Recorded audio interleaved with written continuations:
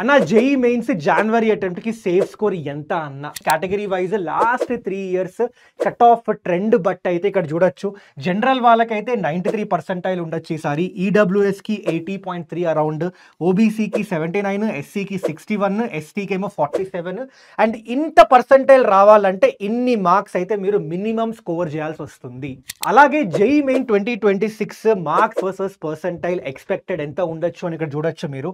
So minimum మీకు 99 percentile score చేయాలని ఉంటే మీ టార్గెట్ 180+ మార్క్స్ అయితే పెట్టుకోండి. అలాగే 95 పర్సెంటైల్ అయితే మీ టార్గెట్ మినిమం 120+ మార్క్స్ అయితే పెట్టుకోండి అబ్బా.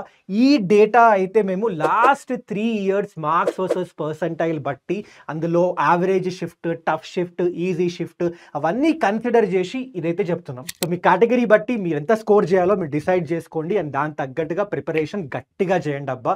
సో ఈ వీడియో జేఈకి ప్రిపేర్ అవుతున్న వాళ్ళకి కూడా పక్కా షేర్ చేయండి, చాలా యూజ్ అవుతుంది.